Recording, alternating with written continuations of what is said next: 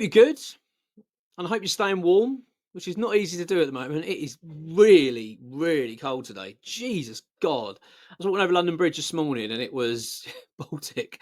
It was freezing. Yeah, I must say, it does feel now that I can't deny it anymore. When winter's here, I think I have to just accept it. It's here, and we've got to live with it. I hope you're good though, and I'm hoping you're looking forward to the weekend, because I certainly am. Really looking forward to seeing West Ham back in action and domestic football being back. And I've got to say, I'm a bit negative about the old international breaks. Don't like them, but it wasn't too bad this time round. And I've got to say that the Denmark Scotland game was kind of a highlight, wasn't it, for the international break? It was a pretty special moment for the Scots, I must say. It was one of those moments in football where you just love the sport. It's almost like you couldn't have written it any other way. It was just amazing, unbelievable scene. So congratulations to them, and of course to Gio. Sure, he's buzzing with excitement. Well, I know he is, but yeah, congratulations to anyone that's Scottish, of course. I think it's their first World Cup since '98. That's insane. Been a long time. So yeah, fair play. Good. Obviously, West Ham back in action. Bournemouth on Saturday. Tough game. Big game, you feel, considering the fact we come for 2 wins, home wins. You want to build on that a little bit. And I feel like it could be a good time to be playing Bournemouth, I've got to say. Don't be getting wrong, I'm not suggesting that we go there rubbing our hands together, nothing like that. It's a very, very tough encounter. But the fact they're coming up, their form's not great. They've just been beaten by Aston Villa 4-0. I want to say just a couple of weeks ago. But that being said, that was their last game, so the confidence may be a little bit shaky. On top of that, you've got this whole Semenyo stuff that's sort of hanging around that suggests that he could well be on his way in January. Liverpool apparently sniffing around. Liverpool, where are they getting this money from? They're talking about a £60 million bid in January. So that could play in our favour a little bit, that. I think it's a distraction they could do without. So hopefully we can capitalise on that. We've had the press conference from Nuno, who was keeping his cards close to his chest. I've got to say, he wasn't being too open. And he kind of admitted that. He said, I'm not going to tell you too much of what's going on, which is rightly so. So it just doesn't allow for good content, I've got to admit. Because at one point in the press conference, he does sort of say, it does nobody any favours. That's right. He was talking about the January transfer window. So they asked him, he said, "What are you speaking to the club about the players you want?" He went, "I can't. I'm not going to start telling you anything." He said, because it makes noise and it doesn't help anyone. I thought, helps, hey, it does help us. Can you give us something? But no, I'm only joking. He's good. I do like him in the press conferences. I think he handles it really well. He's just at home, isn't he, in that role? Nuno, he's one of those people who just seems so natural. He's naturally good at it. Yeah, I was impressed with him, as I always am when he speaks, to be honest. But let's go through what he said and have a little discussion about those points that he made. So he talks about team news. This is what he said. He said the players are recovering and getting better. We still have tomorrow, i.e. Friday, and then we will decide. There are knocks from the break. It's something we don't want, but it's something that happens. Now, he has said these sort of things before, where he sort of leans on we've got a few injury issues, or we're not quite sure what we're going to do, and things have been fine. So I don't read too much into it, to be honest. And we do know that he did mention about Freddie Potts. He said, well, we don't know yet. He's still recovering and we're not quite sure. Now, as far as I understand it, it was a dead leg and he will be available for the Bournemouth game. That's what I understand it to be. I believe that Mavropanos is making strides to full fitness and should be available, and the same for Fulkrug. We should actually have a full squad available. It could well be, might be one out or so, but I do think we're going to be pretty strong. So let's wait and see. He was asked about Nicholas Fulkrug. He said, we need all the players. The noise outside isn't important for us. We're going to need all the players, and Nicholas is one of those. He's referring, of course, to the rumours that, well, not rumours, it's his agent coming out talking, and everyone in the media, including Fabrizio Romano and Florian Plattenberg, basically suggesting that Fulkrug's done at West Ham. It's over. His time's done, and he can't wait to leave. Well, good riddance then. But you're leaving on our terms, mate. So, but I thought Nuno handled it well. Just said, yeah, he's part of the squad. We're not listening to it, which is what he's going to say, isn't it? Let's be honest. Next question was replacing the suspended Lucas Paqueta. Of course, he misses the game as he's picked up his 5th yellow card. He said it's impossible to replace Lucas. From what he gives us, he's irreplaceable. Now, the natural replacement for Paqueta is Fernandes. Let's be honest. He is going to be our most creative outlet in the midfield. I think it's a big game for Fernandes, actually. I think this is one of those games where you think, well, if you can grab this game by the scruff of the neck and show that you are the sort of the future, someone to step into that role, I think it'll be fabulous. I'm really looking forward to it, actually. It's going to be interesting to see how we get this midfield dynamic working. You'd imagine, guessing on it, he's probably going to be playing Souček in a more advanced role, I would imagine, and Fernandes and Potts playing the more, sort of the midfield duo, sort of that double pivot kind of situation. That's what I'm guessing. I don't know that for sure, of course. It'd be interesting to know what you think, what you would like to see as a midfield, because the fact is now we've got a pretty good midfield three now, and it's building and growing. So losing Paqueta for this game is a frustration for all of us, because he's been playing well, but it's going to be interesting to see how he handles it. But I think it's a big game for Fernandes in particular. I think he's going to be a player that Nuno is going to be leaning on a lot in this game, and saying, he's very good at, I think, at Nuno this. He did it with Paqueta, talking recently about the sort of Brazil number 10 and what he means to West Ham. He's really sort of put an arm around him. You can see it's made a big difference. And I get the feeling he's doing similar with Fernandes, pretty much with a lot of players as well. So I'm really keen to see how he fares now, Fernandes, in this game. This is a really interesting game for West Ham, this one, how we handle the occasion, because this is a big game. We want to keep on our form, but the fact is we're away from home now off the back of 2 good home wins. So it'd be interesting to see how this works. And I'm really looking forward to it.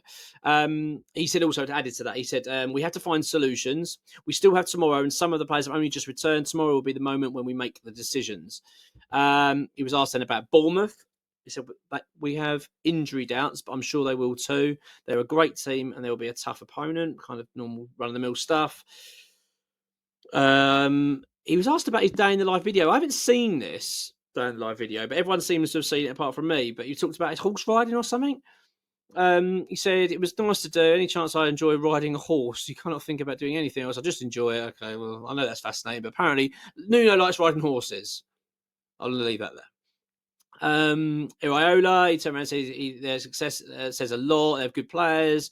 Iraola is someone that I admire, and I know it's going to be a very tough game, kind of standard stuff. He's a nice guy, a guy I know very well.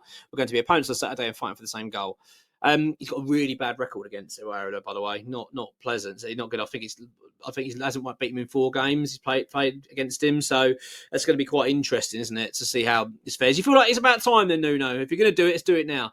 I've got a good feeling about Saturday. I don't know about you, how you're feeling about it. I'm feeling pretty good about it. I'm feeling quite optimistic.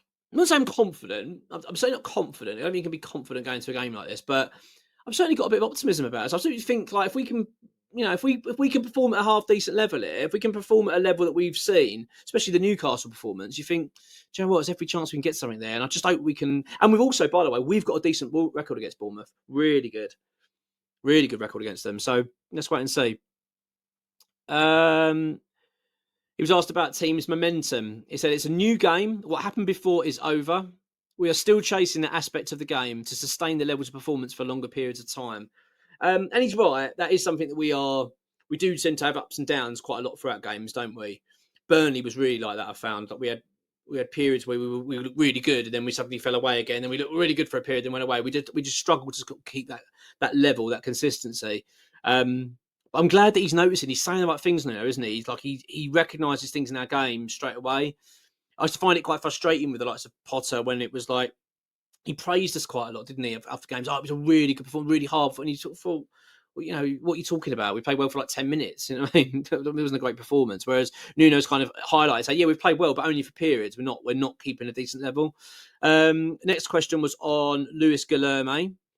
All the players are important. We're trying to improve them all individually, and the best way for them to do that is to work hard in training. They are doing that, and they're all options for us.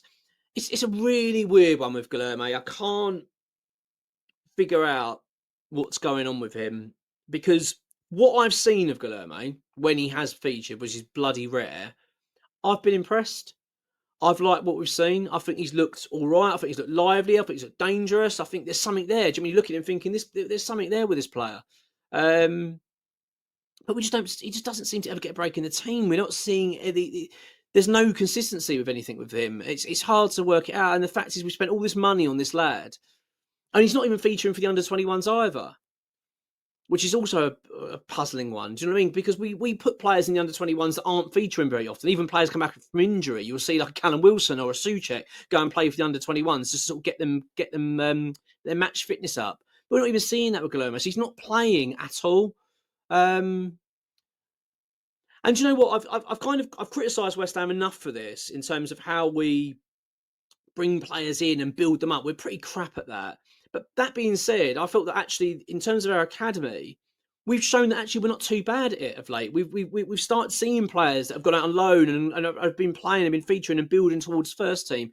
So it's hard to understand why we've got a player which has got apparently all this talent that we're just not seeing. We're not seeing at all. I mean, literally the only time we see Guilherme is on training videos. That's all we get. Yeah, very strange. I'm feel like it's something I've talked about this previously. I feel like this is a make or break time for Guilherme. He's also asked about the academy players. He went, they're doing very well. We're putting the boys into an environment every day, and they are options for us. We're building and looking forward. As West Ham, we need to have these players around. Could not agree more. I think this is hugely important that we've got the academy lads playing, and I think it's great that we're starting to see it. So we've got Golan Beckis, of course, was made on the bench. It'd be interesting to see if he's involved. We've got Ezra Myers. He said Mo Kante, which I really want to see. Really want to start seeing him getting that sort of push towards the first team, even if even if he gets a run of 10 minutes, do you know what I mean, a little bit, just to get him out there, see what he's all about. And Finn Herrick as well has come back from his loan at Boreham Wood, which is a shame. He's come back because Fabianski's got a bit of a nasty back injury, so he's been called back from his loan. He said because these are a lot of players, exciting prospects for this club. Totally agree. He was then asked, last question we got here was asked the backroom staff. He said they're working very hard. Our coaching staff's doing well, and I can't thank them enough, because he was basically, they were leaning towards, where's your Forest team? What's going on? And again, another bit of a questionable situation as such, but I like it. I like that we're seeing West Ham people around Nuno. I think it's working quite well. Whatever's happening at the moment, I like the feel of what we've got going at the moment. That when you look at that dugout, there's a bond there. Do you know what I mean, between the Nuno and his team? And I'm liking it. I've got no problem with it at all. And long may it continue. So yeah, look, I'm looking forward to this game. I'm going to be honest, really looking forward to knowing what you think.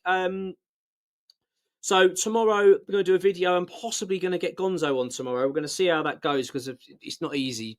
You know, diaries are quite tight. But I will try and get Gonzo on. We want to talk about takeover stuff and stadium stuff. There's some real interesting stuff happening at the moment, and yeah, I want to have a bit of a chat with him over that. We'll also do other bits and pieces. I've also got the team news obviously coming on the morning of the game, so a couple of bits coming up. But look, enjoy the rest of your Thursday evening, whatever you're doing. Hopefully, it's in the warm, because I'm already double layered up here. You know what I mean? It is getting free. It is freezing. The long johns went on today. I don't care what anyone says. Long johns, they are the one. If you haven't invested in long johns, right? I only did this. When did I get my long johns? It's got to be 10 years ago, maybe longer, right? And I remember I working at a job I was working. I won't bore you with the whole story, but I basically was freezing office, and someone says, "Buy some long johns," right? And I thought it was a bit embarrassing, like tights. Oh, they're amazing. And now I'm thermal layered up. Do you know what I mean? The long johns, the vest, and then your clothes. Oh, I tell you what makes a big difference. Don't care what anyone says. And no one knows you wear them anyway. Do you know what I mean? Apart from you lot now, I know that I wear them anyway. We'll keep it between us. Anyway, yeah, have a good one. I'll catch you soon. We'll catch you tomorrow for another video, and hopefully we'll get Gonzo, and we'll see how we go. If not, we'll have a chat about the bits and pieces anyway. But have a good one. Speak to you soon. Come on, you irons.